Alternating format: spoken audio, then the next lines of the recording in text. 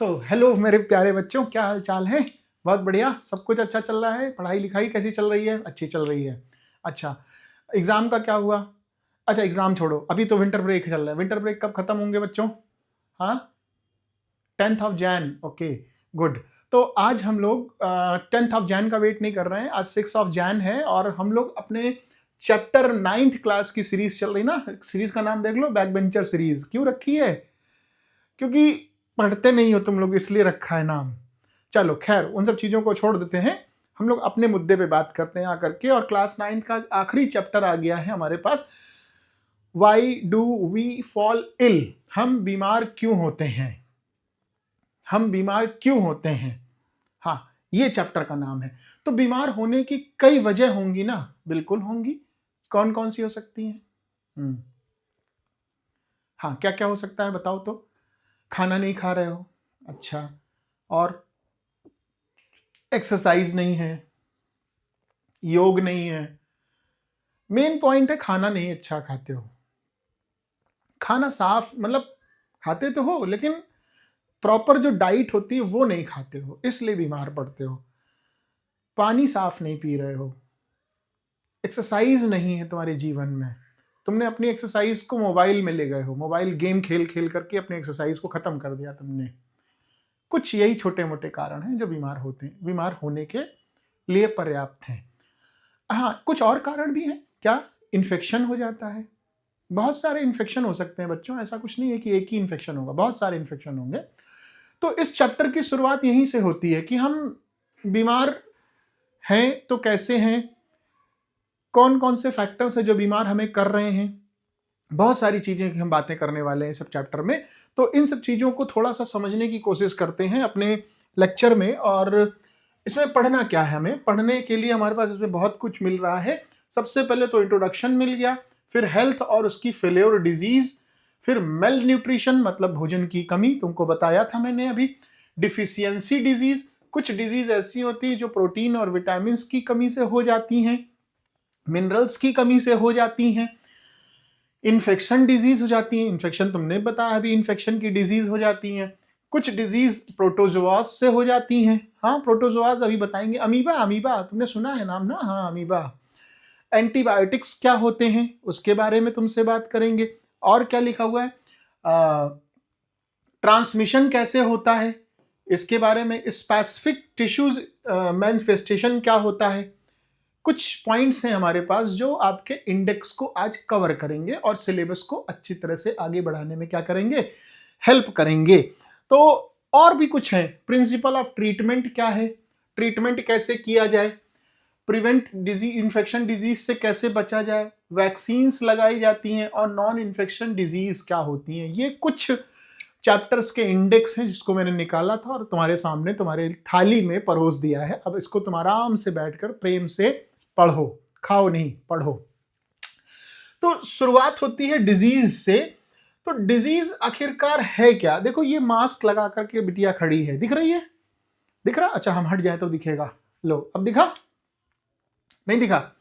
ये बच्ची देखो जो है छोटी सी, ये मास्क लगा करके बैठ गोद में है अपनी, शायद इसकी ये मम्मी है।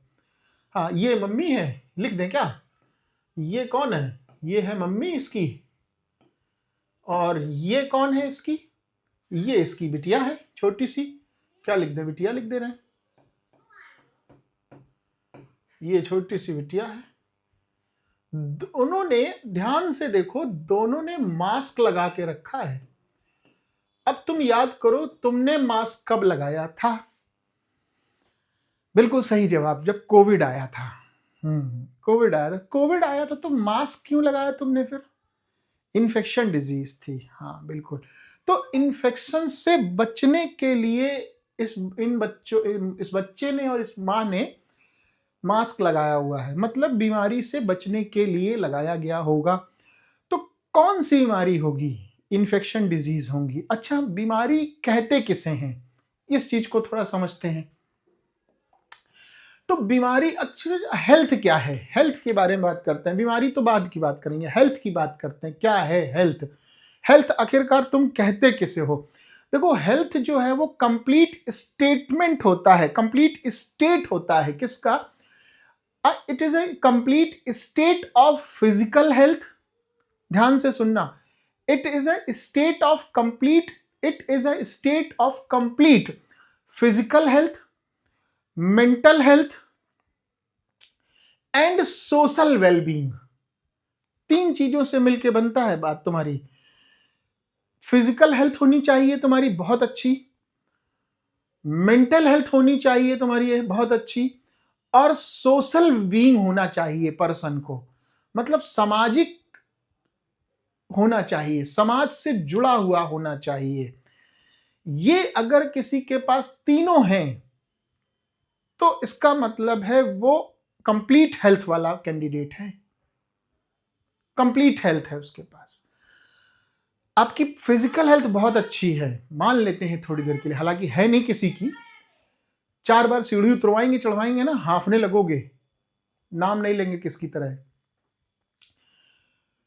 फिजिकल हेल्थ में सबसे पहला फिजिकल हेल्थ बहुत अच्छी होनी चाहिए। फिजिकल हेल्थ के साथ साथ आपकी मेंटल हेल्थ का बहुत अच्छा होना चाहिए। मेंटल हेल्थ का मतलब आप कितनी जल्दी से चीजों को पकड़ने की कोशिश करते हैं, कितनी चीजें जल्दी जल्दी आपके दिमाग को पकड़ती हैं, आपका दिमाग उन चीजों को कितनी जल्दी पकड़ता है। इसके इन दोनों के अलावा आपका समाज में, समाज मतलब आपके जो आस पड़ोस के लोग हैं, उनके जो बच्चे हैं, मतलब आपके जो दोस्त हैं, उनके साथ और अपने बड़ों के साथ में कैसा व्यवहार है आपका। अगर अच्छा व्यवहार है, पॉजिटिव है, तो ये गुड इंडिकेशन है हेल्थ का। और निगेटिव व्यवहार है, खराब है व्यवहार, तो ये गुड साइन हेल्थ का नहीं है। मतलब गुड हेल्थ कब बनेगी? तीन चीजों से मिलकर के बनेगी। पहला होगा फिजिकल हेल्थ, ध्यान रखो, फिजिकल हेल्थ का होना बहुत जरूरी है। दूसरा मेंटल हेल्थ का होना बहुत जरूरी है, और तीसरा आपका सामाजिक होना बहुत जरूरी है। मतलब it is a complete state of physical health, mental health as well as social wellbeing होना चाहिए। अब हेल्थ इफेक्ट कैसे होगी? इफेक्ट होने के कुछ ना कुछ रीजंस होंगे, तो मैंने यहां पे नहीं लिखा है, मैं बता देता हूं, ऐसे ही बता देता हूं। इफेक्ट कौन कौन करेगा? सबसे पहला तो इफेक्ट करेगा आपका जेनेटिक डिसऑर्डर इफेक्ट करेगा। हाँ, जेनेटिक डिसऑर्डर हो सकता है, माता पिता से बच्चे को गिफ्ट के रूप में कोई बीमारी मिल गई, वो जेनेटिक डिसऑर्डर में जाएगी। ठीक है, बहुत सारी बीमारियां होती हैं बच्चों, ऐसे क्या बता दें तुमको, सिकल सेल एनीमिया का नाम ले लो, अभी फिलहाल बहुत सारी बीमारियां होती है, बता देंगे, अभी अभी जरूरत नहीं है, बताएंगे। तो किससे किससे इफेक्ट कर सकते हो? इन्फेक्शन हो सकता है तुमको, तुम्हारी लाइफ स्टाइल में चेंजेस आ सकते हैं, समझ रहे हो? जेनेटिक डिसऑर्डर हो सकता है, लाइफ स्टाइल में चेंजेस आ सकते हैं, इन्फेक्शन हो सकता है, बैलेंस डाइट तुम्हारी जीवन में नहीं होगी, योग और एक्सरसाइज तुम्हारी बॉडी कमी होगी। ठीक है, ये कुछ रीजन है जिनको फॉलो ना करने से हेल्थ आपकी इफेक्ट होगी। बात समझ में आई कि नहीं आई? तो उसी चीज को मैंने यहां पर लिखा हुआ है, क्या कि WHO जो है वो ये कहता है, क्या कहता है WHO, कि health is a state of complete physical, mental and social wellbeing. देखो लिखा है इसने कि नहीं लिखा है, वही चीज मैं तुमको बता रहा हूं। ठीक है, तो ये चीज है। अब सिग्निफिकेंस क्या है गुड हेल्थ के? सिग्निफिकेंस क्या है गुड हेल्थ के? सिग्निफिकेंस में healthy body, healthy mind with attitude, ये बात सही है। जब आपका स्वास्थ्य अच्छा होगा तो आपका दिमाग अच्छा होगा, और दिमाग अच्छा होगा तो आप लोगों से व्यवहारिक जीवन में व्यवहार विनम्रता पूर्वक व्यवहार करेंगे, एटीट्यूड के साथ व्यवहार नहीं करेंगे या ईगोइस्टिक नहीं बनेंगे। आपको विनम्र बनना है। विनम्र का मतलब होता है बैदल बुद्धि बहु मारेंगे तुमको। विनम्र का मतलब होता है आप कितना आदर पूर्वक बात करते हैं, आपकी बातों में शराफत झलकती है कि नहीं झलकती, ये चीज यहां पर बात हो रही है। आपसे रिक्वेस्टफुली, ग्रेसफुल होकर के बात करना, एटीट्यूड के साथ बात नहीं करना है आपको। Increase the efficiency for doing work, बिल्कुल, जब आपका सब कुछ अच्छा रहेगा तो आपका काम करने में मन लगेगा, पढ़ाई करने में मन लगेगा, खेलने में मन लगेगा। Good health makes the person happy and cheerful, yes always. अच्छी हेल्थ जब होगी तो व्यक्ति का जो व्यक्ति होगा वो खुश मिजाज होगा, हेल्दी माइंड होगा, खुशहाल रहेगा, सबसे मिलेगा तो प्रेम पूर्वक मिलेगा। ठीक है, good health is condition our purposeful existence to this world, ये बात आती है। तो ये कुछ रीजंस हैं। अच्छा, अब हेल्थ को अफेक्ट कौन करने वाले हैं, मैंने तुमको बताया था, मैं लिख दूं क्या हेल्थ को अफेक्ट करने वाले? हाँ, यहीं पे लिख देता हूं क्या हेल्थ को अफेक्ट करने वाले। हेल्थ इज अफेक्टेड बाई, लिख लो भाई तुम लोग, पहला लिख देता हूं मैं ही, health is affected by, health is affected by. किससे किससे हो सकता है हेल्थ आपका इफेक्ट? पहला, जेनेटिक डिसऑर्डर बेटा हो सकता है, मैंने तुमको बताया था, अभी नहीं बताया था? बिल्कुल बताया है, जेनेटिक डिसऑर्डर हो सकता है। और क्या बताया था, बोलो? लाइफ स्टाइल और पर्सनल हाइजीन का ना हो, नहीं होगा। Life style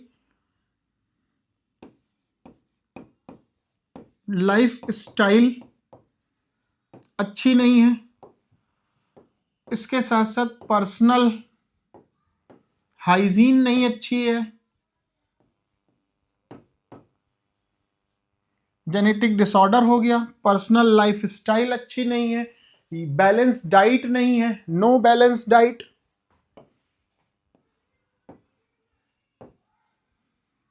no balance diet, exercise plus yoga ये भी जोड़ लो, ये तो तुम करते ही नहीं हो कभी भी। वो देखिए एक पूछ रहा क्या आप करते हैं? हाँ करते हैं भैया, तभी तो बोल रहे हैं। हम ऐसा कुछ भी नहीं बोलते हैं जो हम ना करते हो, जब हम करेंगे तभी बोलेंगे, अदरवाइज नहीं बोलेंगे, चिंता मत। और तुम अपनी देखो, बैलेंस डाइट नहीं है, जीवन इफेक्ट हो रहा है, ठीक है। कंट्रोल ऑफ वेक्टर पे कंट्रोल नहीं है, वेक्टर पे कंट्रोल नहीं है मतलब नालियां गंदी पड़ी हैं, बजबजा रही हैं, मच्छी मक्खर सब, मच्छी और मच्छर और दुनिया भर के कीड़े मकोड़े आ रहे हैं, तो सब क्या है, कंट्रोल नहीं है। No control of vector, no control on vector, no control on vector, ये कुछ जो होते हैं इनकी वजह से ये तुम्हारा हेल्थ जो है वो इफेक्ट करता है। बात समझ में आया? नहीं आया? आ गया, आगे बढ़ते हैं। अब ये देखो, personal and community issue has both matter for health, बिल्कुल सही, अभी मैंने तुमको बताया ये सारी बातें भाई, इसमें इतना क्या विचार करना। आपका बिहेवियर, आपका पर्सनल हाइजीन, आपका इन्वायरमेंट और जॉब एंड इकोनॉमिक गुड, ये होना जरूरी है। देखो इसमें मैं क्या बताना चाह रहा हूं, जब आपका ये अच्छा होगा तो ये अच्छा हो जाएगा, पुअर लिख दिया, सॉरी यार, पुअर नहीं बेटा, गुड, ये भी गुड हो जाएगा। कंडीशन है, ये अगर गुड है तो ये गुड हो गया, और ये गुड हो गया तो आप अच्छी सोसाइटी में रहोगे जा करके। तो ये जब तीन गुड हो जाएंगे तो जॉब और इकोनॉमिक कौन सी बड़ी चीज है भाई? जॉब और इकोनॉमिक, जब आपको अच्छा समाज मिलेगा, अच्छा सोसाइटी मिलेगी, अच्छे हेल्थ मिलेगी, तो आपका पढ़ने में मन लगेगा, और जब पढ़ोगे अच्छे से तो जॉब और इकोनॉमिक ग्रोथ दोनों मिल जाएगी। हाँ, वो देखो बोल रहा है कि हम वो बन जाएंगे एलन मस्क, बिल्कुल बनोगे भाई, एलन मस्क बन सकते हो, क्यों नहीं बनोगे? मोदी जी बन जाओ, अरे वीर शिवाजी जैसे बन के दिखाओ, एलन मस्क करोड़ों उनके पैर में पड़े हैं। हाँ, छावा पिक्चर देखी है ना? हाँ देखी है, तुमको कहानी बताते हैं। औरंगजेब जो है वीर शिवाजी को पकड़ने के लिए दिल्ली से आया था, साउथ इंडिया, दक्षिण जो उनका साम्राज्य था, जहां पर मुझे नाम नहीं याद है, पकड़ने के लिए आया था। मतलब 10 लाख सिपाही लेकर के आया था वो, सन भी नहीं याद है, 1728 29 30 1780 90 के आसपास की बात है। ये लेके आया, 10 लाख सिपाहियों की फौज को लेकर के आया था, और 5 साल तक वो जंगलों में भटकता रहा कि शिवाजी को हम पकड़ लें, लेकिन शिवाजी पकड़ में नहीं आए उनके। और जब वो सोता था ना औरंगवा, तब उसको ये डर लगता था कि कब कहाँ से कौन शिवाजी का सिपाही फौज आकर के हमारी फौज की अल्टी पल्टी कर दे। तो बनना है तो वीर शिवाजी जैसे बनो। एलॉन मस्क उनके पैरों में पड़े होते भाई साहब, और क्या। खैर छोड़ो, तुम पढ़ो अभी। ये हो गया। अब पूछ रहा सवाल, भी पहले सवाल है भैया WHO का हेडक्वार्टर कहाँ है? तो WHO का हेडक्वार्टर कहाँ है? तुम्हारे घर में है क्या? नहीं भाई साहब, जनेवा में है। जनेवा में है। कहाँ है WHO का हेडक्वार्टर? जनेवा में है। खत्म। फिर पर्सनल हाइजीन और कम्युनिटी हाइजीन में मैंने डिफरेंस लिख के दिया है। देखो अब पर्सनल हाइजीन और कम्युनिटी हाइजीन में डिफरेंस क्या है? बहुत छोटे छोटे डिफरेंस होते हैं बेटा, ये इतना ज्यादा नहीं पूछा जाएगा, लेकिन तुमको पता होना चाहिए, इसलिए मैं तुम्हारी बात कर रहा हूं यहां पर।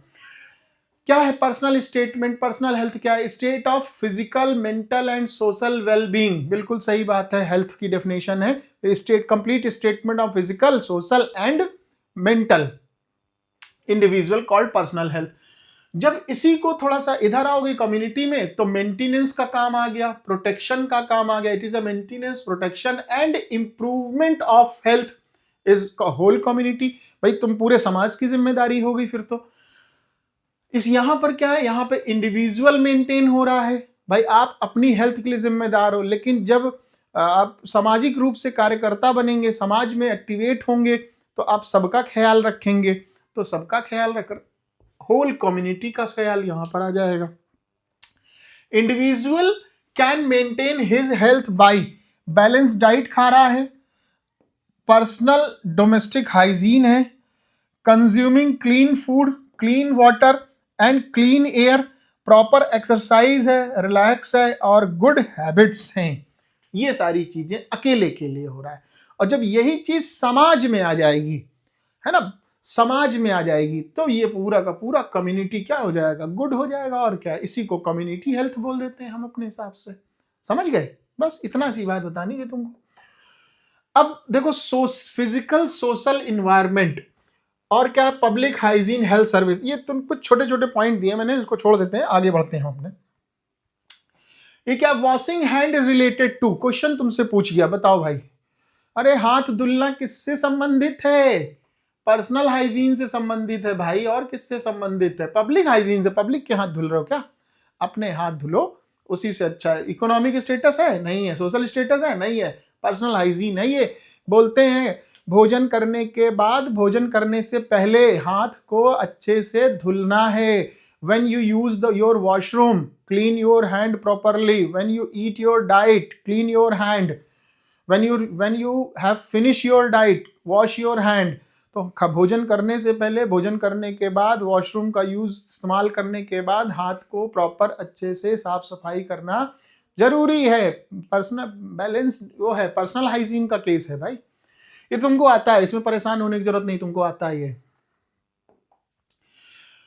To which following one health deal with, लो सवाल कह रहा है कि to which one of the following one health deal with, physical fitness, mental fitness और सोशल फिटनेस। सारी फिटनेस होनी चाहिए बच्चों। ये बिल्कुल आसान आसान से सवाल हैं ये तुम्हारी एनसीईआरटी में दिए, इसलिए मैंने डाल दिए थे। फिर हेल्थ और डिजीज फ्री क्या है? तो हेल्थ और डिजीज फ्री वही तुमको बताया तुमको। तो क्या है हेल्थ? क्या है? Complete state of physical, mental and social. इधर आओ, तो ये सब चीजें एब्सेंट हो गई। ये सब चीजें क्या हो गई? It is a state of absence of anybody discomfort. भाई जब ये चीज होगी तो ये चीज ऑटोमेटिक हो जाएगी। It depend upon personal environment including society, it depend upon the person alone. भाई ये अलोन की बात हो गई। ये person can be unhealthy even the absence of disease. हाँ, the person would be disease free in the absence of discomfort. ये बात बनते हैं, आंसर बन जाएंगे। इसमें बहुत बड़ा चीज नहीं है, ये हो जाएगा। अब डिजीज, फिर से वही चीज, डिजीज क्या है? डिजीज है क्या? डिजीज होती क्या है? तो डिजीज बहुत सारी चीजों के ऊपर डिपेंड करती है तुम्हारी। क्या लिखा है मैंने? A disease can be defined as a disorder. बिल्कुल सही बात है। Disease defined as a disorder. दूसरा डेविएशन, ठीक है। दूसरा क्या है? डेविएशन है, ठीक है, नोट करो। हाँ भाई, तो नोट करो क्या बोला। Disease can be defined as a disorder, deviation of physical, physiological and other function of the body and mind. It caused due to the nutrient deficiency, बिल्कुल सही बात है। जेनेटिक डिसऑर्डर से हो सकता है, पैथोजेनिक से भी हो सकता है, और किसी अदर रीजन से भी हो सकता है। डिजीज कॉजिंग माइक्रोब्स जो है वो क्या कहलाते हैं बालकों? पैथोजन कहलाते हैं। बिल्कुल सही बात है, ये बात तो तुमको समझ में भी आती है। इतनी सी छोटी सी बात है। अच्छा, अब इसको थोड़ा सा और स्पीड में बढ़ाते हैं। अभी तक बहुत स्लो चल रहे थे, अब थोड़ा सा स्पीड में बढ़ना जरूरी है तुम्हारे लिए। देखो, अब क्या है cause of disease. Disease cause करने के लिए दो ही होते हैं, एक तो या तो इमीडिएट कॉज होगा या तो कंट्रीब्यूटरी कॉज होगा। इमीडिएट कॉज का मतलब तुम बारिश में भीगे और शाम को बुखार आ गया, दोपहर में भीग लिए, शाम को क्या हो गया? फीवर आ गया। इमीडिएट कॉज है ये, इमीडिएट कॉज है ये। अब इमीडिएट कॉज इंटरनल भी हो सकता है, एक्सटर्नल भी हो सकता है। तो ये जो बुखार आ गया, ये क्या बताया? ये इंटरनल कॉज है। तुम मैदान में क्रिकेट खेल रहे थे, फुटबॉल खेल रहे थे, गिर गए, चोट लग गई, इमीडिएट कॉज है। एक्सटर्नल कॉज है ये। जब आप कंट्रीब्यूटरी में आएंगे तो कंट्रीब्यूटरी में आप अनहेल्दी फूड खाइए, रोज डेली समोसे, गुजिया और वो पूड़ी बाहर की, बाजार की खाओ, डेली आप खाइए, गारंटी मैं ले रहा हूं आप बीमार पड़ जाएंगे। कंट्रीब्यूट है ये, डेली कंट्रीब्यूशन आप कर रहे हैं अपने हेल्थ के साथ में। तो अनहेल्दी अनहाइजीनिक फूड खाएंगे तो क्या होगा? बीमार पड़ेंगे। तो ये अनहेल्दी है। इमीडिएट कॉज, वही चीज मैंने लिखा जो तुमको अभी मैंने बताया, वही चीज लिखा। क्या इमीडिएट कॉज? क्या व्हेन द ऑर्गेनिज्म, देखो क्या लिखा है when the organism enter our body and cause disease called immediate cause is the primary cause disease, primary cause of disease। Internal में malfunctioning है बॉडी पार्ट्स में, ठीक है। एक्सटर्नल में पैथोजन है, डाइट डिफिशियंसी, इन्वायरमेंटल पॉल्यूशन, ये सारी चीजें हो सकती हैं। कंट्रीब्यूटरी कॉज में सेकेंडरी फैक्टर्स हैं। कंट्रीब्यूटर में cause the factors which is don't cause the disease themselves but provide the condition for the disease to occur। Contaminated water पी रहे हैं, lack of resistance due to under nourishment conditions में पाई जा रही, ये सारी चीजें आपके सामने रखी गई हैं और कुछ नहीं है। फिर साइन एंड सिम्टम्स क्या है? The sign means to gain the actual information about the certain disease और illness. For example swelling, bleeding, fractures, these are the all examples, ठीक है। सिर्फ सिम्टम्स क्या है? सिम्टम्स में patient can experience the symptoms like सिर दर्द हो रहा है, नौजिया हो गया, शिवरिंग हो रही है, बॉडी में दर्द हो रहा है, मसल्स में दर्द हो रहा है, और कई सारे सिम्टम्स हो सकते हैं आपके बॉडी में, ठीक है। पढ़ लो, थोड़ा सा तो बचा है, ज्यादा कहां बचा। अब तो इंटरेस्टिंग है भाई, ऐसा कुछ नहीं है, बहुत इंटरेस्टिंग चैप्टर है ये। मेल न्यूट्रिशन में रिजल्ट डिफिशियंसी डिजीज। अब मेल न्यूट्रिशन मतलब, मेल मतलब कम, न्यूट्रिशन मतलब, न्यूट्रिशन मतलब आपको न्यूट्रिशन अच्छा नहीं मिलेगा तो क्या हो सकता है? तो आपको प्रोटीन एनर्जी मेल न्यूट्रिशन हो सकता है, जिसको पैम बोलते हैं बेटा। क्या बोलते हैं? पैम बोलते हैं। Protein energy mail nutrition, protein की कमी हो गई बॉडी में, मिनरल डिफिशियंसी हो गई आपकी बॉडी में, और विटामिन की कमी हो गई। तो आपकी बॉडी में प्रोटीन की कमी हुई तो आप बीमार, मिनरल्स की कमी हुई तो बीमार, विटामिन की कमी हो गई तो भी बीमार। तो ये भाई, इनको तो सबको क्या रखना पड़ेगा? सपोर्ट रखना पड़ेगा, हेल्थ रखने पड़े, हेल्थ को मेंटेन करना है ना। वो भोजन करिए जो सात्विक हो, अनहेल्दी अनहाइजीनिक फूड दूरी बना लीजिए पूरी तरह से। ऑयली ज्यादा खाना नहीं खाना है, बाहर का कुछ भी खाना नहीं खाना चाहिए, इस बात को गांठ बांध लीजिए। चाहे वो मोमोज हो, चाहे चाउमीन हो, चाहे पिज्जा हो, चाहे पास्ता हो, चाहे बर्गर हो, चाहे कुछ भी हो, आउट फ्रॉम, मतलब out from the home. Market का फूड आपको नहीं खाना है। अगर आप मार्केट के फूड को हाथ नहीं लगाएंगे, यकीन मानिए आपका हेल्थ इज ऑलवेज गुड। अगर आप बाहर का खाते रहोगे तो आपकी हेल्थ नहीं सुधरने वाली है।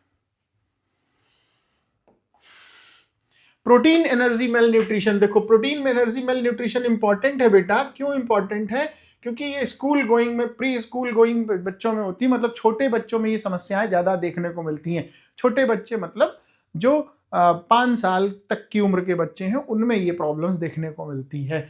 अब नेम ऑफ द डिजीज देखो, जो प्रोटीन एनर्जी मेल न्यूट्रिशन होता है बेटा वो दो टाइप का होता है, एक कहलाता है क्वाशरकोर, दूसरा कहलाता है मेरिस्मस। अब क्वाशरकोर और मेरिस्मस क्या है वो मैं तुमको बता देता हूं, जल्दी से देख लो। तो क्वाशरकोर, सबसे पहले तो क्वाशरकोर के बारे में बात कर लेते हैं। क्वाशरकोर जो है बेटा वो 1 से 5 साल तक के बच्चों में देखने को मिलती है और यहां पर सीवियर प्रोटीन डिफिशियंसी होती है।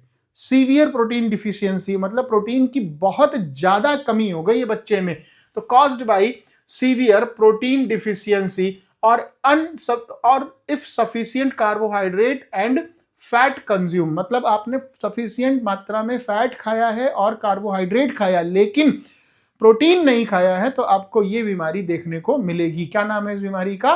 क्वाशरकोर। ध्यान रखो, क्वाशरकोर और मेरिस्मस जो है वो protein energy mail nutrition disease हैं और ये प्रोटीन की कमी से होती हैं। क्वाशरकोर जो है वो 1 से 5 साल तक के बच्चों में देखने को मिलती है और इसमें क्या हो जाता है, प्रोटीन की पूरी तरह से कमी होती है।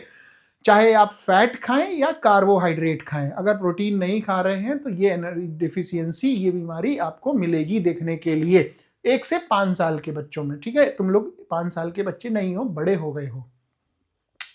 It also caused by when the breastfeeding of babies is stopped at early age.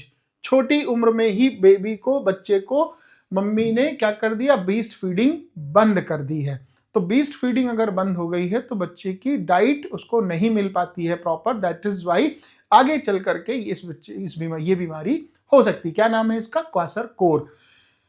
कहां होगी? 1 से 5 साल के बच्चों में होगी। कैसे, क्या होता है इस बीमारी में? इस बीमारी में होता है प्रोटीन की पूरी तरह से बॉडी में कमी हो जाती है, ये होता है।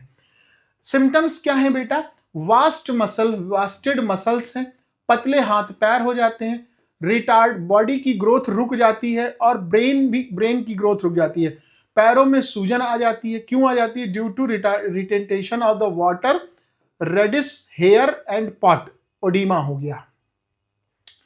ठीक, कैसे बचा सकते हैं? तो छोटे बालकों को प्रोटीन रिच डाइट देनी चाहिए। मतलब जब बच्चा 9 महीने का हो जाए, ठीक है, बात समझिएगा, जब बच्चा 9 महीने का हो जाए तो उसको प्रोटीन वाली डाइट देनी चाहिए। प्रोटीन का डाइट ये नहीं पनीर उसको खिला दो 1 किलो ला करके, मुर्गा खिला दिया, नहीं, ऐसा नहीं है। प्रोटीन खिलाने का मतलब है उसको बच्चे को दाल का पानी दे दो, ठीक है, दलिया खिलाओ, भले ही 2 चम्मच खाए, वो दाल का पानी पी ले, दलिया खा ले, लिक्विड डाइट सूप पी ले, ठीक है। बेसिकली दाल का पानी is a much more sufficient amount which have protein. दाल में सबसे ज्यादा प्रोटीन होती है बच्चों, दाल खा सकता है, दाल पी सकता है, दाल का पानी पी सकता है, दाल नहीं खा सकता, बच्चा बहुत छोटा है, वो 9 महीने का बच्चा बहुत छोटा होता है बेटा। तो ये सब है। अब यहां पे बहुत सारी चीजें लिखी हैं, क्या? सोयाबीन खिलाओ, मीट खिलाओ, मिल्क पिलाओ, अंडे खिलाओ, दाल खिलाओ, मछली खिलाओ, गुड़ खिलाओ। अब छोटे बच्चे को कहां से खिला दोगे यार? 9 महीने का छोटा सा बच्चा कहां खा लेगा इतनी सारी चीजें? ये सारी चीजें बच्चा कब खाएगा? जब वो 1-1.5 साल से ऊपर का हो जाएगा। भाई 1-1.5 साल से ऊपर अगर हो गया ना तो दूध भी वो आसानी से पी लेगा, ग्लास में मम्मी से लेकर के। अगर उसके पेरेंट्स या उसके घर में अंडे खाए जाते हैं तो उसको थोड़ा सा अंडा दे दो तोड़ करके, मतलब उसकी मम्मी उसको खिला दे तो वो खा सकता है या सकती है। दाल का पानी मैंने बोला, फिशेस दे सकते हो अगर पेरेंट्स अलाउड करें तो, अगर पेरेंट्स नहीं खाते हैं तो फिर प्लीज डोंट गो देयर। गुड़ दे दो, बच्चों को मीठा बहुत पसंद होता है तो थोड़ा सा गुड़ निकाल करके तोड़ करके दे दिया, मीठा खा लेगा बच्चा। बिल्कुल, मैं तो खाता ही हूं यार। ये है। अब मेरिस्मस की बात करें तो मेरिस्मस जो है वो 1 साल से छोटे बच्चों में देखने को मिलता है। किसमें मिलता है? 1 साल से छोटे बच्चों में देखने को मिलता है। यहां पर क्या है? It is caused by the deficiency of protein, fat and carbohydrate in diet. तीनों गायब हैं, ना बच्चे को प्रोटीन मिला, ना बच्चे को फैट मिला, ना बच्चे को कार्बोहाइड्रेट मिला। और 1 साल से छोटा बच्चा मतलब बच्चे को कुछ मिला ही नहीं। तो बच्चे को जब कुछ नहीं मिलेगा तो बीमार तो वैसे भी हो जाएगा। तो ये बीमारी क्या कहलाई? मेरिस्मस कहला गई। Also occur when the mother milk is replaced by food. देख लो, मम्मी का जो मिल्क फीडिंग है ना, वो रिप्लेस कर दी गई किससे? फूड से रिप्लेस कर दी गई। जब फूड से रिप्लेस कर दी जाएगी तो ये बीमारी बहुत कॉमन है बच्चा, ये हो जाएगा। हाँ, इसीलिए कहते हैं कि माँ का दूध पिया तो आओ मैदान में, इसीलिए कहते हैं, और कोई बात थोड़े है। सिम्टम्स क्या है? इम्पेयर्ड ग्रोथ देखने को मिलती है, replacement of tissue, protein, thins limbs and prominent ribs हो जाती हैं। डाइट में क्या होना चाहिए? डाइट में प्रोटीन होनी चाहिए, कार्बोहाइड्रेट होना चाहिए और फैट वगैरह होना चाहिए। ये सारी चीजें उसको अगर सब कुछ मिल रहा है, 1 साल से छोटे बच्चे को ये कैसे दे दोगे? तो इसके लिए क्या है, उसकी मदर अगर मिल्क फीड करे, मदर के लिए डाइट लिखी है, बच्चे के लिए नहीं लिखी है। अगर इसकी मदर, बच्चे की मदर ये सब चीजें अच्छे से खा रही है तो उसका न्यूट्रिशन होगा, और बच्चा मिल्क फीड करेगा तो बच्चे का न्यूट्रिशन हो जाएगा। बहुत सिंपल सा लॉजिक है इसमें तो। चलो आगे बढ़ते हैं। अब मिनरल्स और विटामिन में आते हैं। तो minerals are ingested, minerals are ingested, लिखा है, minerals are ingested as a salt dissolve in water or part of organic compound in food होते हैं। अब ये कौन कौन से मिनरल्स हो सकते हैं? भैया बहुत सारे मिनरल्स हो सकते हैं। क्या नाम बताऊंगा तुमको मैं? कैल्शियम हो सकता है, फास्फोरस हो सकता, सोडियम हो सकता है, फास्फोरस हो सकता है, जिंक हो सकता है, फॉस्फेट हो सकता है, हाइड्रोजन हो सकता है, और भी ना जाने कितने कॉपर हो सकता है, Fe हो सकता है। ये बहुत सारे मेटल्स हो सकते हैं, सॉरी मेटल्स कह रहे हैं, मिनरल्स हो सकते हैं। बहुत सारे मिनरल्स हैं, ये तुमको मिलते हैं तुम्हारे फूड में। कैसे मिलते हैं? सब्जी बनती है लोहे की कढ़ाई में, बिल्कुल बन रही है, तो लोहा गर्म हो रहा है ना, गर्म हो रहा है तो कुछ ना कुछ तो आयरन के मॉलिक्यूल आ रहे होंगे ना, कि नहीं आ रहे होंगे? बिल्कुल आ रहे होंगे। कॉपर में बोलते हैं, कॉपर के बर्तन में पानी रखना चाहिए और पीना चाहिए। क्यों? कॉपर वाटर बन जाएगा। डी ब्लॉक एलिमेंट है कॉपर, तुमको याद है, कॉपर डी ब्लॉक एलिमेंट है। तो वो कॉपर का जो फीचर्स होते हैं वो पानी में आ गए, तो कॉपर मिल गया। प्लस जो तुम सब्जियां खा रहे हो, जितने फ्रूट्स आ रहे हैं, वो सब में क्या है? मिनरल्स भरा हुआ है, खूब सारा मिनरल्स भरा हुआ है बच्चा। Vitamin are essential for the normal metabolism, growth and the sound health. The term vitamin was coined by Dr. Funk. अब विटामिन्स कहाँ मिलेंगे? विटामिन्स तुमको मिलेंगे फलों में और सब्जियों में, इसलिए सब्जियां भी खानी चाहिए और फल तो खाने ही चाहिए, सारे फल खाने चाहिए। अब ये मत बताना कि साहब वो एलन मस्क वो ड्रैगन फ्रूट्स खाता है तो हम भी ड्रैगन फ्रूट्स खाएंगे। अरे ड्रैगन फ्रूट्स नहीं खाओ भाई, आम है, केला है, अमरूद है, संतरा है, पपीता है, बहुत सारे फ्रूट्स आते हैं भाई भारत में, बहुत सारे फ्रूट्स आते हैं, वो सारे फ्रूट्स खाओ ना, क्या दिक्कत है? अब तुम विदेशी फ्रूट मंगा खाओगे, अवाकाडो, तो फिर अवाकाडो से तो कुछ नहीं होने वाला है। वो सब डिपेंड करता है कि आप किस इन्वायरमेंट में रह रहे हैं। वो अवाकाडो और ड्रैगन फ्रूट्स और दुनिया भर के जो विदेशी फ्रूट्स आते हैं वो सब ठंडे एरिया में होते हैं। भारत ठंडा एरिया नहीं है, भारत जो है वो गर्म जलवायु का प्रदेश है। तो यहाँ के जो फूड होते हैं, यहाँ के जो फ्रूट्स होते हैं, उनको आप कंज्यूम करो। विदेशी फ्रूट से कोई लाभ नहीं होता बच्चा। अब विटामिन्स के कुछ टाइप्स हमने लिख दिए, तो विटामिन्स के टाइप्स लिखने से पहले कुछ चीजें तुम यहीं पर देख लो, मैं बता देता हूं। विटामिन्स के जो टाइप्स होते हैं वो 2 टाइप्स के होते हैं। विटामिन्स में लिख दे रहा हूं, देखो 2 टाइप्स होते हैं, एक वाटर सॉल्युबल होता है और एक फैट सॉल्युबल होता है। ऐसे याद कर रखो बस, वाटर सॉल्युबल और फैट सॉल्युबल। वाटर सॉल्युबल में तुम्हारे पास 2 आएंगे, एक आएगा विटामिन सी बी और एक आएगा विटामिन सी। कुछ लोग विटामिन भी बोलते हैं, ऐसा कुछ नहीं है। ये 2 जो हैं वो वाटर सॉल्युबल हैं, बाकी जो बचे हुए हैं वो सारे फैट सॉल्युबल हैं, चाहे वो विटामिन ए हो, चाहे विटामिन डी हो, चाहे विटामिन ई हो, चाहे विटामिन के हो। तो ये जो होते हैं ये सब क्या है? फैट सॉल्युबल है। Water soluble plus fat soluble. अब तुमसे क्वेश्चन पूछेगा कि विटामिन्स के केमिकल नेम बताओ, तो केमिकल नेम तुमको थोड़े से याद रखने पड़ेंगे, बाकी सबके याद रखने की जरूरत नहीं पड़ेगी। तो शुरुआत करते हैं वाटर सॉल्युबल से।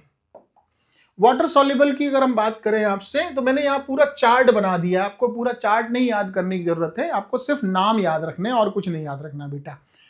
विटामिन B1 का क्या नाम है? थायमीन नाम है। विटामिन B1, विटामिन बी के टाइप्स होते हैं, B1, B2, B3, B5, B6, B12। Vitamin B1 का क्या नाम है? थायमीन नाम है। कहां मिलेगा? ईस्ट में मिलेगा, व्हीट में मिलेगा, चने में मिलेगा, मूंगफली में मिलेगा, ठीक है, ये सब मिलेंगे। इससे बीमारी क्या होगी? बेरी बेरी होगी। आप याद रखो, विटामिन बी की कमी से बेरी बेरी बीमारी हो जाती है, बस इतना। बी फॉर बी मतलब विटामिन, और B for beri beri disease, बस इतना याद रखो। विटामिन B3 का क्या नाम है? थायमीन नाम है इसका भी। कहां मिलेगा? ईस्ट में मिलेगा, गेहूं में मिलेगा, चने में मिलेगा, मूंगफली में मिलेगा, मांस मछली में मिलेगा। क्या डिजीज हो गई? पेलेग्रा हो गई। विटामिन B4 फोलिक एसिड है। फोलिक एसिड मतलब आयरन। फोलिक एसिड कहां मिलेगा? लिवर, तुम लिवर तो खाओगे नहीं किसी का ना, लिवर मत खाना यार। ग्रीन वेजिटेबल खाओ, मैं बोलता हूं तुमको। बनाना खाओ, ऑरेंज खाओ, बनाने में पोटेशियम बहुत होता है, बनाना में पोटेशियम बहुत होता है, एनर्जी देता है, अच्छी खासी एनर्जी देता है, और फोलिक एसिड भी देगा तुमको। एनीमिया होने से बचा लेगा, मतलब तुम्हारी बॉडी में खून की कमी नहीं होगी। अब तुम कहोगे हम केला नहीं खाएंगे, हमको अच्छा नहीं लगता है, तो केला तो अच्छी बात है, खाना चाहिए केला। संतरा खा लो, मौसम्मी खा लो, ये क्या है, अच्छे फ्रूट्स हैं, और सर्दियों में तो बहुत अच्छे होते हैं यार, खाओ, भरपेट खाओ, सैलेड बना के खाओ। विटामिन B12 को साइनोकोबालामाइन है। साइनोकोबालामाइन कहाँ मिलेगा? लिवर में, अंडे में, दूध में, दाल में। क्या में उससे बीमारी? एनीमिया है, खून की कमी, एनीमिया। विटामिन C को एस्कॉर्बिक एसिड बोलते हैं, खट्टे फलों में मिलेगा बेटा, खट्टे फल जितने होते हैं सब में मिलेगा। नींबू है, संतरा है, मौसम्मी है, सारे टमाटर हैं, सब जितने खट्टे फल होते हैं सब में मिलेगा, सिट्रस फ्रूट्स में मिलता है। स्कर्वी नहीं होती, स्कर्वी समझते हो? मसूड़े ढीली हो जाती हैं, दांत के ऊपर जो गम्स लगे हैं ना, हाँ, ये गम्स ढीले हो जाते हैं, ब्लीड होने लगता है, मतलब ऐसे किसी ने कर दिया ना तो खून निकलने लगेगा। हाँ, तो खट्टे फल जो होते हैं सारे में होता है, संतरा है, आम है, मौसम्मी है, अमरूद है, नींबू है, जितने भी खट्टे फल होते हैं सब में मिलता है बेटा ये सब। अब विटामिन ए आ जाओ। विटामिन ए का साइंटिफिक नेम है रेटिनॉल। आंखों की रोशनी के लिए बहुत फायदेमंद होता है। कहां मिलेगा? गाजर में मिलेगा। लाल रंग की जितनी वस्तुएं होती खाने वाली उन सब में मिलता है। पीले रंग की वेजिटेबल्स में मिल जाएगा, मिल्क में मिल जाएगा, बटर मिल जाएगा, फिश में मिल जाएगा, कैरेट्स, देखो नाम लिया ना, गाजर, यहां टमाटर भी लिख लो, टमाटर में भी पाया जाता है बेटा ये रेटिनॉल। आंखों के लिए बहुत अच्छा होता है। नाइट ब्लाइंडनेस की कम बीमारी हो जाती है, मतलब रात में दिखना बंद हो जाएगा तुमको। अगर आंखों की बीमारी हो जाएगी, मतलब ये नाइट ब्लाइंडनेस हो गया, तो रात में दिखाई देना बंद हो जाता पूरी तरह से, नाइट ब्लाइंडनेस हो जाएगा, ठीक है। जीरोप्थैल्मिया हो जाएगा, जीरोप्थैल्मिया बीमारी होती है, केराटिनाइजेशन हो जाएगा, ये सारी बीमारियां आंखों से रिलेटेड हो जाती हैं। और अगर इसको प्रॉपर खाओगे तो आपकी आंखों की रोशनी क्या रहेगी? मेंटेन रहेगी, बिल्कुल एग्जैक्टली। चश्मा क्यों लगता है? चश्मा बेटा इसलिए लगता है क्योंकि लेंस जो है ना पीछे, अभी आप फिजिक्स में पढ़ोगे, लेंसेज आएगा आपके फिजिक्स में अभी आने वाला 2-4 दिनों में, तो वो जो लेंस आंखों में लगा है ना, उसकी पोजीशन जो है वो शिफ्ट हो गई है थोड़ी सी।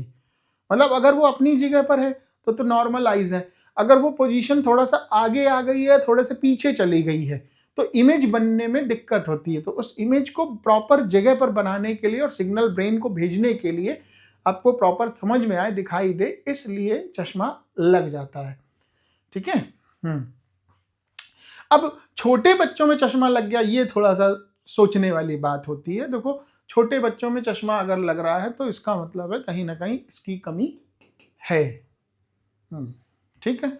तुम्हारे नहीं लगा है यार, ये मैंने ऐसे ही लगा लेता हूं ताकि मेरी आंखों पे रिफ्लेक्शन ना आए बस। Otherwise my eyes is very fine. Measurement 6x6 both eyes, yes. ये only for the reflection purpose, कि आंखों पे बोर्ड का रिफ्लेक्शन ना आए, that is why I wear this spectacles, otherwise there is not requirement. Normal में मुझे देखते हो आप क्लास में या बाहर ऑफिस में, मैं चश्मा लगाता हूँ नहीं लगाता हूँ, बस मैं जब बोर्ड के सामने खड़ा होता हूँ आकर के तब ये लगाना पड़ता है, अदरवाइज जरूरत नहीं होती है मुझे, ठीक है।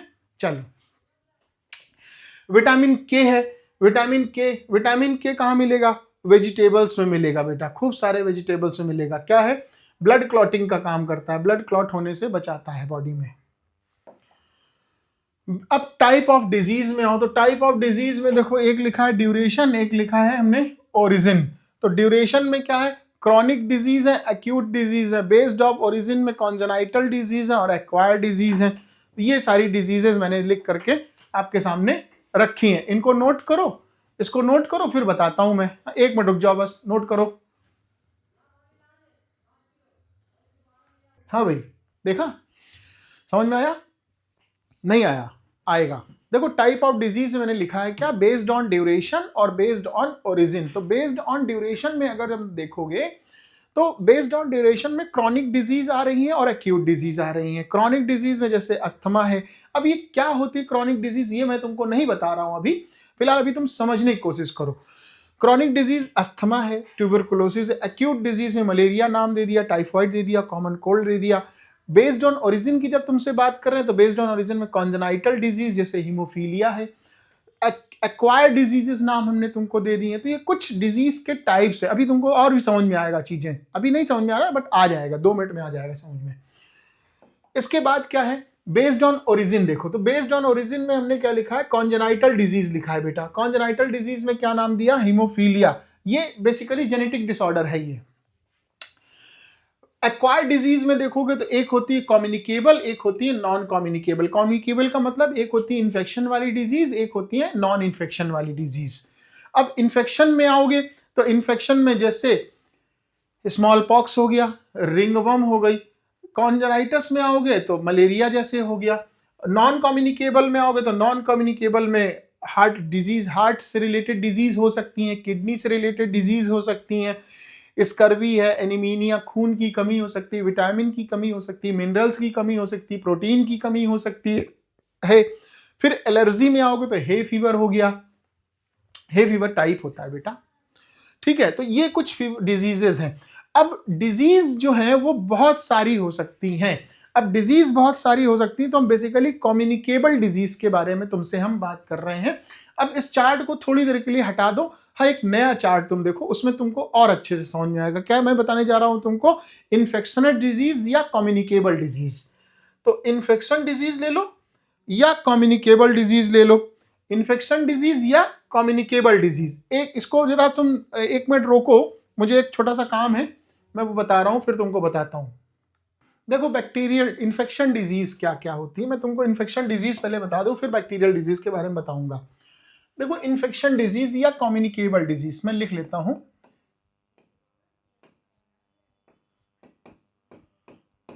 इन्फेक्शनस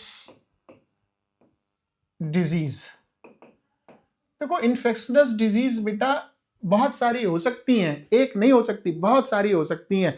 जैसे बैक्टीरिया से हो सकती है, बैक्टीरिया से हो सकती है, वायरस से हो सकती है, प्रोटोजोआ से हो सकती है, ठीक है, माइक्रोब्स से हो सकती है, हेलमिंथीस से हो सकती है, बहुत सारे तरीके से हो सकती है। तो एक एक करके नाम लिख लेते हैं, बैक्टीरिया, वायरस, हाँ, फंगस, प्रोटोजोआ, बैक्टीरिया। सबसे पहला तो बैक्टीरिया ही लिख लो, बैक्टीरिया से हो सकती है बेटा, प्रोटोजोआ से हो सकती है, बैक्टीरिया के बाद ले लो दूसरा वायरस ले लो बच्चों, वायरस से हो सकती है। तीसरा क्या लोगे, हाँ तीसरा क्या लोगे, फंगी ले लो, प्रोटोजोआ ले लो, फंगी ले लो, प्रोटोजोआ ले लो, यहां से हरा रंग ले लो,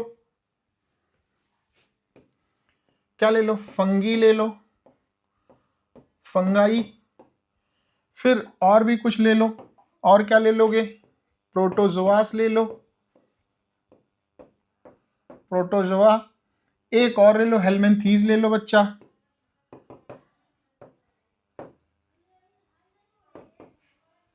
हेलमिंथीज ले लो। अब इनके अंदर तमाम सारी बीमारियां हैं यार, इनको जरा तुम देख लो। बैक्टीरिया से कौन हो सकता, बहुत सारी हो सकती है, टाइफाइड है, निमोनिया है, प्लेग है, टीबी है, क्या क्या है, typhoid, typhoid, plague, pneumonia, TB, TB मतलब ट्यूबरकुलोसिस, टीबी है, ट्यूबरकुलोसिस हो गया, है ना, और क्या हो, लेप्रेसी हो सकता है, डिसेंट्री हो सकता है, टिटनेस हो सकता है, टिटनेस हो गया, डिसेंट्री हो गई, बोर्ड कम पड़ गया यार, इतनी सारी बीमारी, बहुत सारी बीमारियां होती हैं, तुमको इतनी सारी याद नहीं रखनी, थोड़ी सी याद रखनी है बस। बैक्टीरिया से आ जाओ, बैक्टीरिया हो गया। वायरस से आ जाओ, वायरस से कॉमन कोल्ड हो गया। सबसे पहला तो बीमारी तुम्हारे पास कॉमन कोल्ड, जो तुम्ही को हो जाती है, कॉमन कोल्ड हो गई। फ्लू हो गया, कॉमन कोल्ड है, फ्लू है। Small pox, chicken pox, small pox, chicken pox, chicken pox. और क्या हो सकता है? Measles, mums, rubella. मीजल्स हो सकती हैं, मीजल्स, मम्स, रुबेला। और भी बहुत सारी होती हैं, एक नाम नहीं है बच्चा, बहुत सारे नाम है। Dengue, polio, chikungunya. इसी में लिख देता हूं, डेंगू तो लिख देता हूं यहां पर, डेंगू, डेंगू लिख दिया, डेंगू, पोलियो, चिकनगुनिया, ये है। फंगस से आ जाओ, तो फंगस से होने वाली बीमारियां, रिंगवर्म हो गया बेटा, क्या हो गया? रिंगवर्म हो गया। फंगस से तो होने वाला रिंगवर्म है ना? नहीं है? बिल्कुल है, रिंगवर्म हो गया। और कोई है फंगस से होने वाला? रिंगवर्म होता है। प्रोटोजोआ से मलेरिया हो जाएगा बच्चों, प्रोटोजोआ से क्या हो जाएगा? मलेरिया हो जाएगा, मलेरिया हो जाएगा। और हेलमेंथीस से हो जाएगा एस्कारियासिस हो जाएगा, एस्कारियासिस हो सकता है। ये हो सकते हैं कुछ बीमारियां तुम्हारे, ठीक है। तो एक ही में पूरा मैंने लिख दिया, बैक्टीरिया से होने वाली डिजीज है, वायरस से होने वाली है, फंगस से होने वाली है, प्रोटोजोआ से होने वाला है, प्लस हेलमेंथीस से होने वाला है। ये कुछ बीमारियां हैं जो इंपॉर्टेंट रखती हैं, जो तुम्हारे लिए इंपॉर्टेंट है और तुम्हारे सिलेबस में भी है, तो उन सब चीजों को थोड़ा सा तुमको पढ़ना होगा। अब एक एक करके सबके बारे में जरा देख लेते हैं, है ना। तो टाइफाइड को देख लो, बैक्टीरियल डिजीज है बेटा, तो एक एक करके देख लेते हैं। टाइफाइड को जरा समझ लो। टाइफाइड, टाइफाइड बैक्टीरियल डिजीज है, बताया था तुमको हमने? नहीं बताया था? इसका पैथोजन कौन है बच्चों? साल्मोनेला टाइफी, नाम याद रखना। पैथोजन इसका बच्चा कौन है? पैथोजन मतलब इसको बीमारी फैलाने वाला कौन है? पैथोजन, क्या नाम है? साल्मोनेला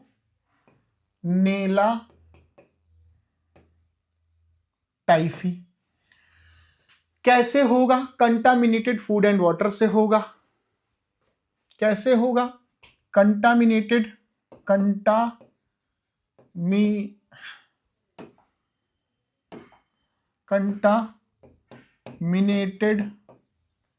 फूड एंड वाटर से होगा बच्चों, ठीक है। इसका टेस्ट कौन सा कराएंगे? विडाल टेस्ट कराओगे बालकों, और कौन सा टेस्ट कराओगे?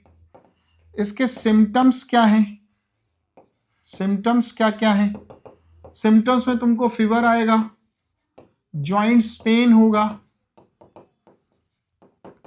बॉडी पेन होगा, और शिवरिंग भी होगी, ठंड लग करके चिलिंग भी होगी। चिलिंग, ठंड, क्या बोलते हैं, वीकनेस भी होगी। वीकनेस भी लिख लो, वीकनेस भी लिख लो,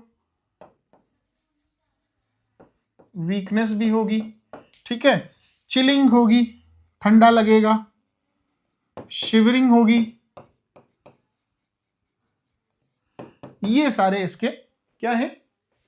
सिम्टम्स हैं, ठीक। इससे ज्यादा तुमको इसके बारे में नहीं पढ़ना है।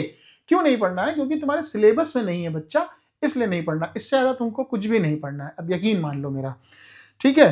तो अब ये हो गया तुम्हारा, टाइफाइड हो गया। टाइफाइड के बाद और क्या बचा तुम्हारा? प्लेग ले लो, प्लेग बीमारी है, प्लेग को भी ले लेते हैं तुम्हारे में। प्लेग मैंने लिखा था कि नहीं लिखा था? हाँ लिखा तो है, plague, typhoid, plague, pneumonia. Plague ले लो। दूसरी बीमारी का नाम क्या लिया मैंने? प्लेग। प्लेग ले लो, प्लेग। कौन फैलाएगा? पैथोजन कौन है इसका बच्चों? पैथोजन कौन है? यर्सीना पेस्टिस नाम है पैथोजन का। क्या नाम है? यर्सीना पेस्टिस। यर्सीना पेस्टिस नाम है, पैथोजन है। ठीक है। पैरासाइट किसके ऊपर रहेगा? ये चूहों के ऊपर रहता है। Parasites on rat. पैरासाइट कौन है इसका? चूहे के ऊपर रहेगा। रैट, रैट रहेगा। चूहों से बीमारी होती है, प्लेग बीमारी होती है। सिम्टम्स क्या होंगे? हाई फीवर होगा बच्चा, सिम्टम्स में हाई फीवर आ जाएगा। Symptoms high fever, high fever के साथ साथ और अरे सारे फीचर लिख लो। सिर दर्द हो जाएगा, बदन दर्द हो जाएगा, पेट दर्द हो जाएगा, सारी चीजें तो हो जाएंगी। और कुछ ना कुछ भी होगा ना, तो क्या लिखोगे? सिर दर्द हो जाएगा। सिर दर्द को क्या लिख दें? सिर दर्द लिख दें, हेडेक लिख लो यार। सिर दर्द हो जाएगा, प्लस बूबो निकल आएगा। बूबो क्या होता है? बूबो क्या होता है? बूबो, बूबो, हाँ नहीं बताओगे? एक्चुअली आर्मपिट में गांठ बन जाती है। ये जो एरिया है ना, ग्रोइन एरिया, ये वाला एरिया, यहां पर गांठ निकल आती है, यहां पे ग्रो बन जाता है, लम्प्स निकल आता है। कुल मिला के ऐसे समझो, लम्प्स इन आर्मपिट एरिया और ग्रोइन एरिया। लम्प्स इन आर्मपिट एरिया, आर्मपिट एरिया या ग्रोइन एरिया इसको बोलते हैं। ठीक है। ये कुछ ये होती हैं। अच्छा, अब इसको एक नाम और इसका और देते हैं, मालूम क्या? ब्लैक डेथ नाम देते हैं। ब्लैक डेथ नाम दिया जाता है इसको। क्या नाम देते हैं? ब्लैक डेथ का भी नाम दिया जाएगा। नोट कर लो। और तुम जो बैठे हो सामने, हाँ नीचे वो पीछे वो देखो, वो मुस्कुरा रहा है। ब्लैक डेथ, इसका क्या नाम है? Black death.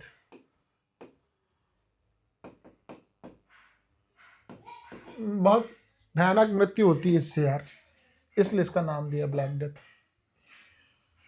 तीसरा ले लो, टीबी ले लो। TB, tuberculosis bacteria, mycobacterium tuberculosis बोलते हैं इसको। माइकोबैक्टीरियम ट्यूबरकुलोसिस बोलते हैं। इसका पैथोजन कौन है? पैथोजन ही बताया तुमको हमने। पैथोजन कौन है? माइकोबैक्टीरियम ट्यूबरकुलोसिस नाम है इसका। माइकोबैक्टीरियम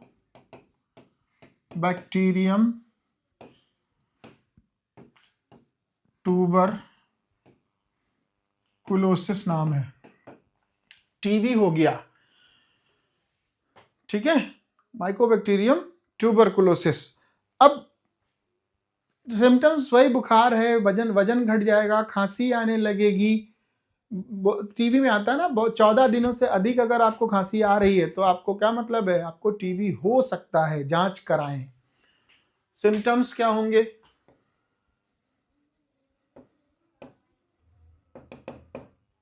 फीवर, कफ, कोल्ड, वेट लॉस, ठीक है, फैटिग हो जाएगा, मतलब बॉडी बहुत जल्दी जल्दी थक जाएगी। आ, क्या बोलते हैं उसको? इनडाइजेशन, क्या बोलते हैं उसको? एपेटाइट हो जाएगा, एपेटाइट हो जाएगा।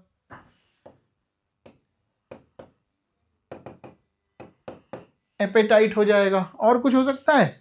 हाँ नहीं, बस इतना ही हो जाएगा। अच्छा, इसका ट्रीटमेंट, इस भाई बचपन में एक इंजेक्शन लगता था, बीसीजी। हाँ याद करो, बीसीजी।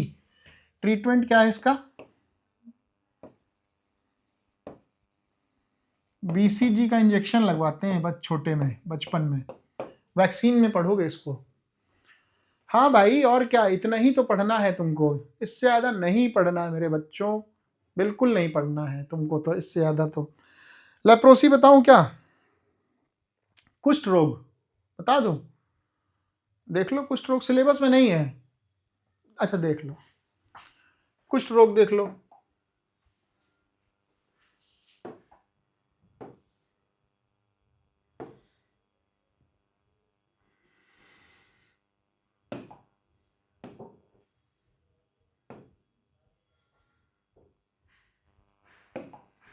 लेप्रोसी देख लो, लेप्रोसी।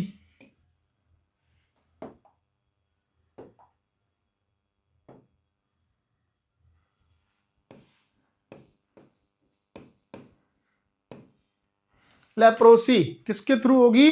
माइकोबैक्टीरियम लेप्री के थ्रू होगी। पैथोजन कौन है बेटा इसका? पैथोजन कौन है?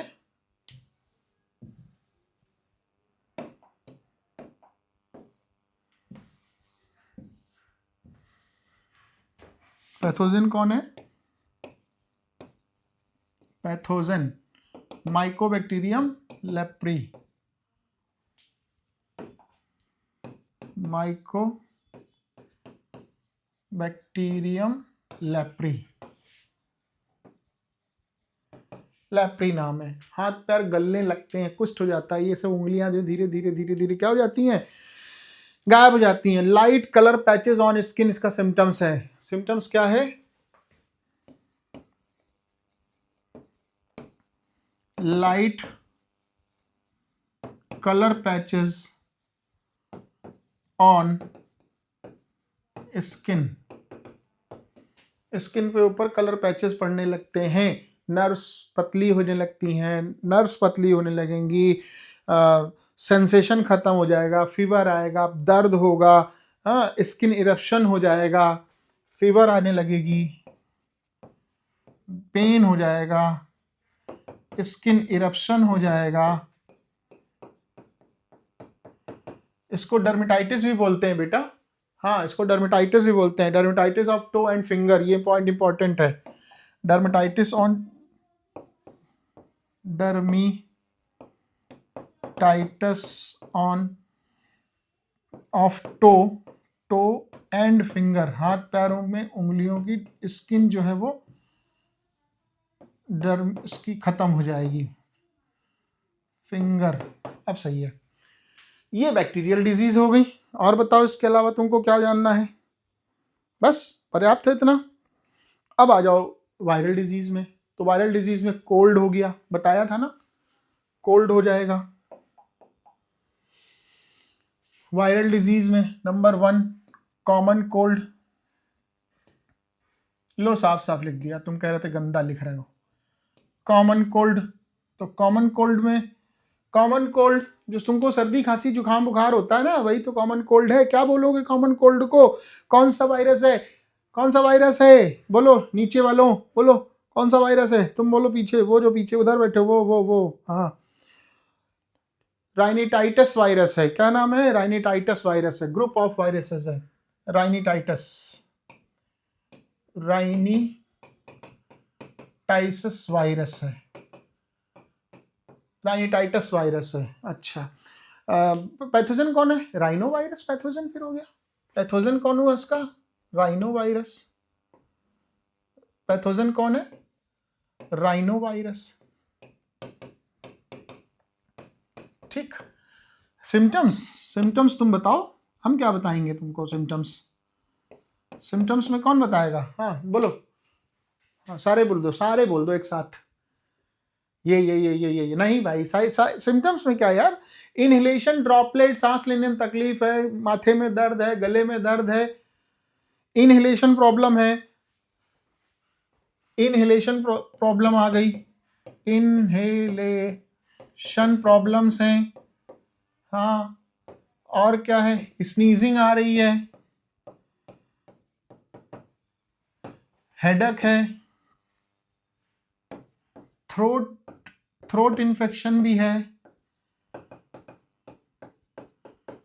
थ्रोट इन्फेक्शन भी है। और क्या हो गया बोलो? यही सारी चीजें हैं। और क्या है सिम्टम्स में? ये सारी चीजें हो गई तुम्हारी। सही कैसे होगा? गर्म चीजें खाने से। अब फ्लू को ले लो, तो फ्लू में तो इन्फ्लुएंजा वायरस होता है। फ्लू ले लो, फ्लू मैं अलग पेन से लिख देता हूं फ्लू के बारे में। फ्लू ले लो, फ्लू कौन सा वायरस है? इन्फ्लुएंजा वायरस है। कौन सा वायरस है? इन्फ्लुएंजा वायरस है। सिम्टम्स यही रहेंगे सारे, सिम्टम्स जो ऊपर लिखे हैं वो यही रहेंगे। ठीक है, ये हो गया। बस इतनी सी तुमको बातें याद रखनी, और कुछ नहीं याद रखनी। Small pox, chicken pox, variola zoster, ये सारी चीजें हैं, बट तुम्हारे सिलेबस में नहीं है, इसलिए मैं नहीं बताना चाह रहा हूँ। अदरवाइज मैं बता देता, मुझे कोई तकलीफ नहीं है बताने में। ठीक है, ये सारी चीजें हो गई तुम्हारी यहाँ से viral disease.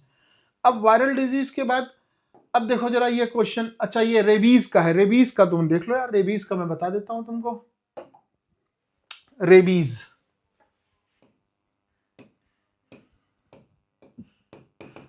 Rabies hydrophobic disease है। कौन सी डिजीज है? हाइड्रोफोबिक डिजीज है, हाइड्रोफोबिक डिजीज है। कैसे होती है, कैसे होती है, सिम्टम्स क्या है इसके, मतलब पहले तो पैथोजन जान लो, पैथोजन जान लो इसका क्या नाम है इस पैथोजन का, बोलो तो। रेबीज वायरस है। कौन सा वायरस है? हाँ बोलो, रेबीज वायरस है, रैप्डो वायरस को बोलते हैं बेटा, रैप्डो वायरस है, रैप्डो वायरस होगा। कैसे होगा, कैसे होगा? Biting of, biting of dog, cat, monkey, dog नहीं, डंकी, ठीक है। इन सारे जानवरों के काटने से ये, अच्छा हाँ पिग भी ले लो, pig pig pig, PIG pig. इन जानवरों के काटने से रेबीज नाम का वायरस बॉडी में आ जाता है। तो सिम्टम्स क्या होंगे, सिम्टम्स क्या होंगे? देखो सिम्टम्स में कुछ नहीं होता है यार, बस पानी से डर लगता है, सिम्टम्स पानी से डर लगता है। तो इस कुत्ता काट लेगा, तो इसका ट्रीटमेंट क्या है? इसका ट्रीटमेंट भैया ये है कि इसकी इंजेक्शंस आते हैं, कौन से? ART के इंजेक्शन आते हैं, एंटी रेबीज इंजेक्शंस आते हैं, वो लगवाए जाते हैं। पहले 14 इंजेक्शन लगते थे पेट में, अब 14 नहीं लगते हैं, अब सिर्फ 5 लगते हैं, वो भी हाथ में लगते हैं, थोड़े छोटे छोटे लगते हैं। पहले 14 इंजेक्शन लगते थे पेट में, तो अब उस सब चीज़ों को छोड़ देते हैं। 100% फेटल है ये भी लिख लो, 100% क्या है? फेटल है। ठीक, ये हो गई तुम्हारी बीमारी। इसके अलावा और कोई बीमारी बची हो तो बता दो, वो भी करवा देता हूँ जल्दी से। बोलो कौन सी बीमारी बची? पोलियो? नहीं, छोड़ देते हैं ओलियो पोलियो। फंगल, फंगस लिख लो, फंगस डिजीज लिख लो, फंगस तुम्हारे लिए इंपॉर्टेंट है। क्वेश्चन देख लो यार, क्वेश्चन में आया होगा इसमें कहीं ना कहीं। तो ये क्वेश्चन आया, which of the following pathogen cause hydrophobia. बोला हाइड्रोफोबिया किससे होता है? हाइड्रोफोबिया अभी तो बताया तुमको हमने, रेबीज वायरस से होता है बेटा, ये आंसर हो गया। अगला सवाल क्या है? पोलियो आ गया, अगला सवाल नहीं है, पोलियो ही आ गया, सीधे सीधे लो, पोलियो ही आ गया। तो पोलियो, अब देखो ये बच्ची है छोटी सी, पोलियो की, पोलियो का शिकार हो गई, तो पोलियो के लिए क्या है? पोलियो में, अच्छा पोलियो, चलो पोलियो वायरस बता देते हैं तुमको पहले। तो polio virus,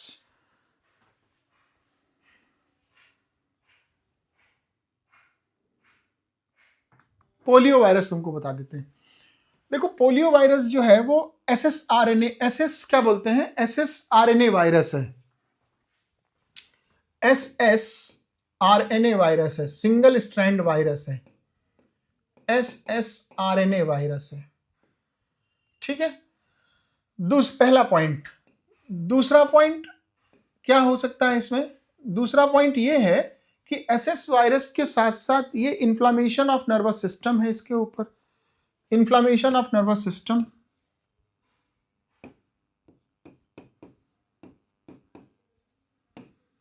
inflammation of nervous system,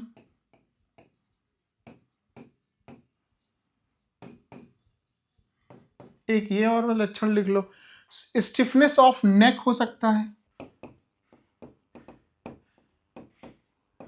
stiffness of neck है। स्टिफनेस ऑफ नेक के साथ साथ weakness of particular skeletal muscle, weakness of particular skeletal muscle, weakness of particular skeletal muscle,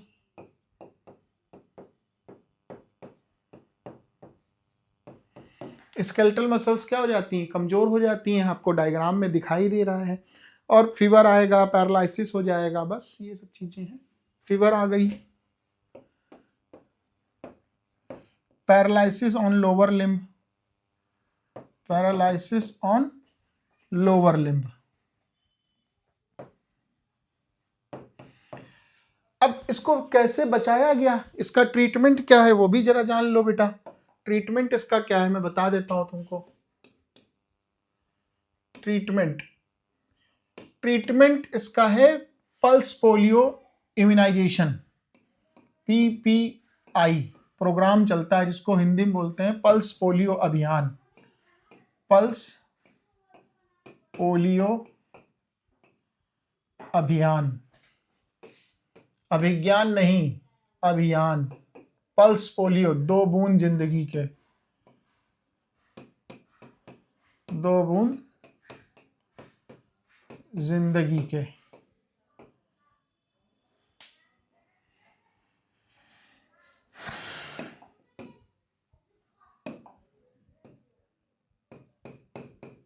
जिंदगी के 2 बूंद जिंदगी। कब शुरुआत हुई ये प्रोग्राम, कब शुरुआत हुआ? स्टार्ट एट 1995 में ये स्टार्ट किया गया। कब तक देना है, कौन से बच्चों को देना है? अंडर 5 ईयर ओल्ड चाइल्ड्स को देना है, ठीक है। 5 साल से छोटे बच्चों को ये दवा देनी है। और हमारा भारत अब पोलियो से मुक्त है, पोलियो अब नहीं है भारत में, ठीक है। पोलियो अब भारत में नहीं है, हो गया। अच्छा, अब आ जाओ एड्स में। एड्स क्या है? बीमारी है, खतरनाक बीमारी है। पानी पी लेते हैं फिर बताएंगे पानी पीने के बाद। अब ठीक है भाई, पानी पी लेने तो, प्यास लगी है मुझे। जब तक तुम थोड़ा सा तुम भी पानी पी लो, मुझे भी पी लेने तो, बहुत देर से बोल रहा हूं, पानी पी लेने तो यार।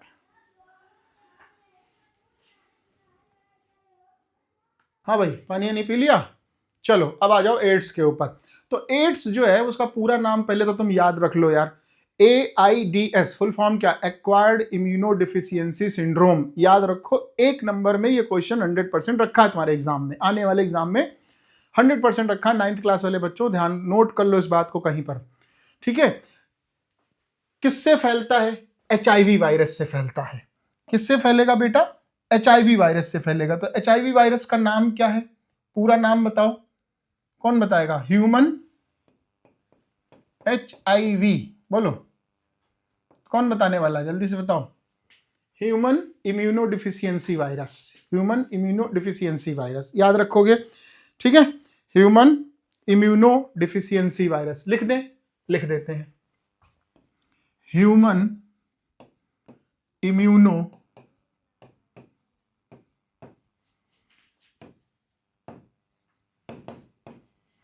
डिफिशियंसी वायरस, ठीक, याद रहेगा। कब आया ये? 1981 में आया। कहां आया? US में आया, अमेरिका में आया। किस में आया? होमोसेक्सुअल में आया। अब ये सब तुमको नहीं जानना है कहां क्या होता है, बस इतना याद रखो, first detected in 1981 in US, बस इतना सा याद रखो, ठीक है। अब यही चीज भारत में कब आई भाई? 1981 में। कहां आ गई? अमेरिका में आया। तो भारत में कब आया ये वाला बीमारी भाई? फर्स्ट रिपोर्टेड ये हुआ। तो फर्स्ट रिपोर्टेड इन इंडिया कब हुआ? तो फर्स्ट रिपोर्टेड इन इंडिया 1986 में आया बेटा भारत में। कहां आया? चेन्नई में आया। एक जोक सुना है तुमको?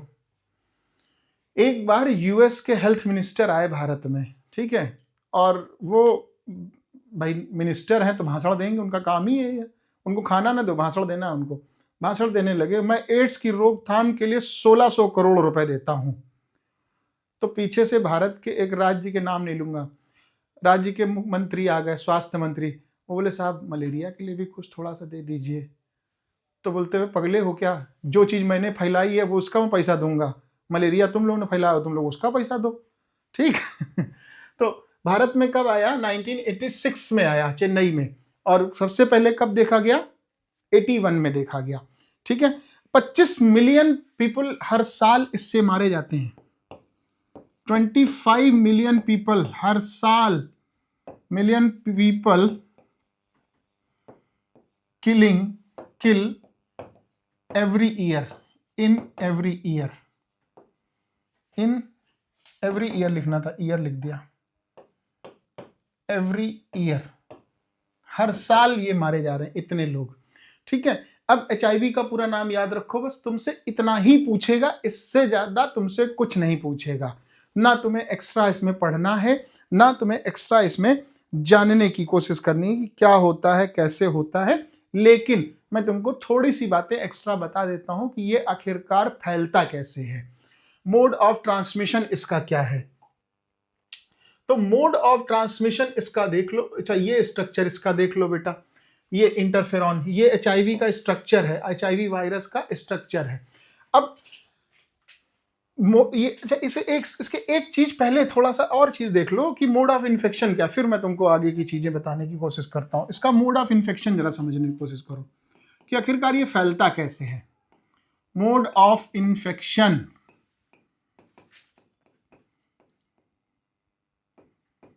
ये फैलता कैसे है। पहला, अनसेफ इन सेक्सुअल इंटरकोर्स से, सबसे पहला sexual contact with infected person, पहला पॉइंट तो यही हो गया, sexual contact with infected person,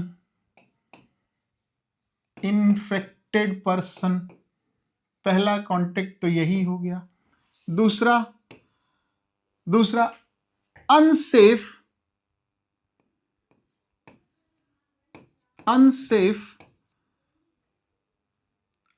मत लिखो, कुछ और टर्म लिखो, अनसेफ मत लिखो। पहला लिखा सेक्सुअल कांटेक्ट, दूसरा लिखो transfusion of contaminated blood and their product, transferring of contaminated इसका मतलब होता है गंदा, contaminated blood and there components. कौन कौन से कंपोनेंट होते हैं ब्लड के? RBC होती है, WBC होती, प्लेटलेट होती है, और क्या होता है? प्लाज्मा होता है। हाँ बिल्कुल सही, शाबाश। Sharing of infected needle in a case of IV drug.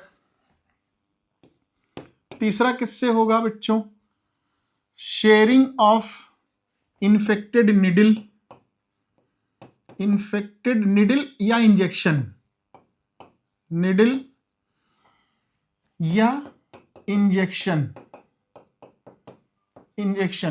In case of IV drug. IV drug का मतलब इंट्रावेनस ड्रग, सुइयां लगती है ना, हाँ उसी से, IV ड्रग से। ठीक है, इसके अलावा infected mother to her child, infected mother to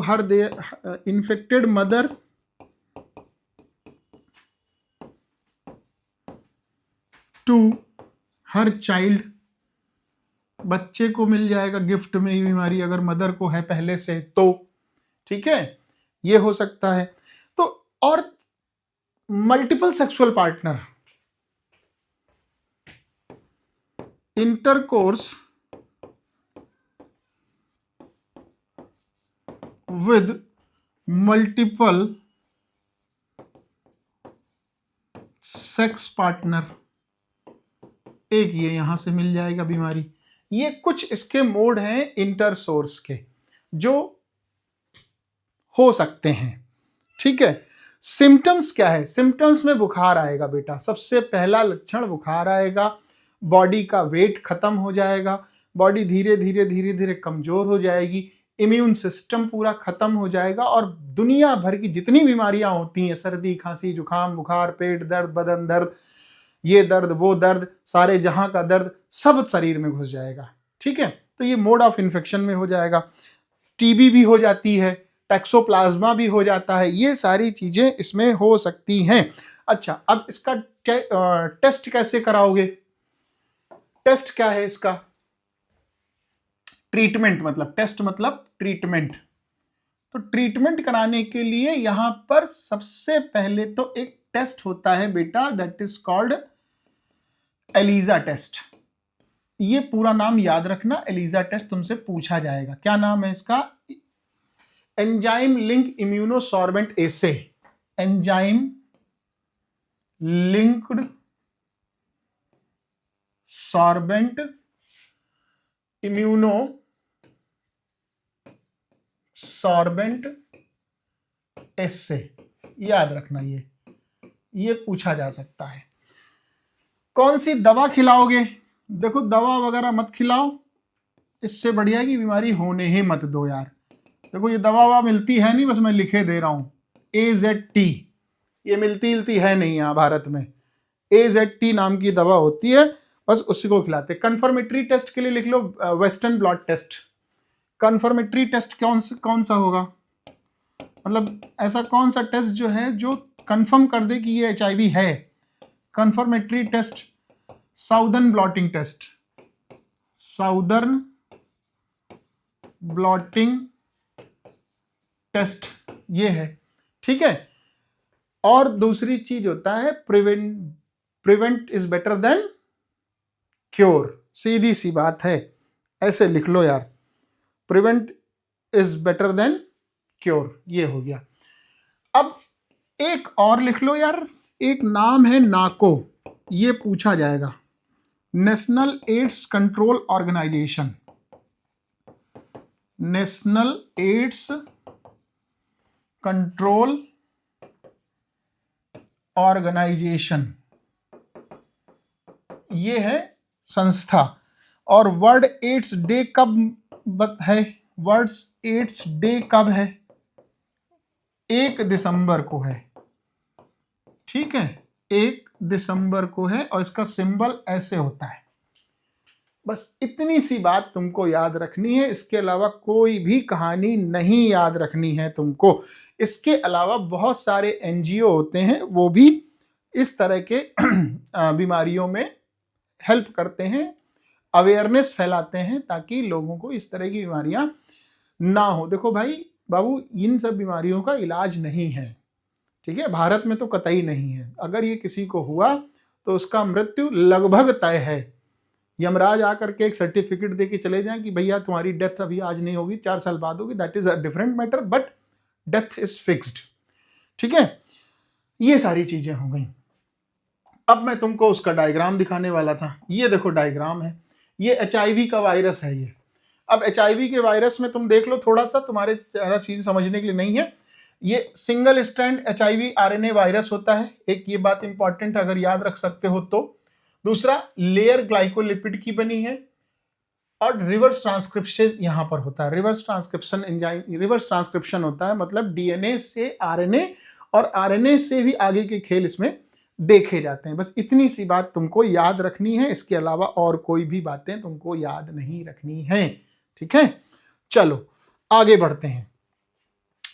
अब आगे बढ़ने से अब ये एक सवाल आ गया, क्या है? एड्स इज कॉज्ड बाय, देखो, बैक्टीरिया है नहीं है, प्रोटोजोआ है नहीं है, हेलमिंथीज है नहीं है, क्या है? एड्स इसका आंसर हो गया। बस वेरी सिंपल आंसर है, ठीक, क्लियर, ठीक है। अब आज के लिए इतना बहुत है। अब इसके आगे का पार्ट थोड़ा सा बचा है, वो मैं तुमको बाद में पढ़ा दूंगा। अब मैं थक गया हूं। कोई सवाल हो तुम पूछ लेना, ना सवाल हो कोई बात नहीं। ये तुम्हारा आज का लगभग चैप्टर, लगभग या 90% चैप्टर खत्म हो गया। तो 2 बातें तुम्हारे, 3 पॉइंट रह गए हैं। एक मलेरिया के बारे में तुमसे डिस्कस करना है और एक इम्यून सिस्टम के बारे में डिस्कस करना है। बस इसके अलावा और तुमसे कोई भी चीजों की डिस्कशन नहीं करनी है। तो आज का लेक्चर यहां तक हो गया, इसको नोट कर लो। DPP तुमको मिल चुकी हैं, प्रैक्टिस करते रहिए, क्वेश्चंस को सॉल्व करते रहो। छुट्टियों का आनंद नहीं लेना, छुट्टियों का आनंद तो लेना है लेकिन पढ़ाई के साथ साथ लेना। और बाहर मत निकलना, क्योंकि ठंडी बहुत है, एक बार पकड़ लेगी छोड़ेगी नहीं तुमको, फिर तुम घूमोगे डॉक्टर डॉक्टर करने और पढ़ाई तुम्हारी छूट जाएगी फिर, ठीक है, आज के लिए इतना पर्याप्त है। नेक्स्ट टाइम मिलते हैं, मतलब नेक्स्ट टाइम मतलब कल मिलेंगे इसके आगे की कहानी बताने के लिए। ओके।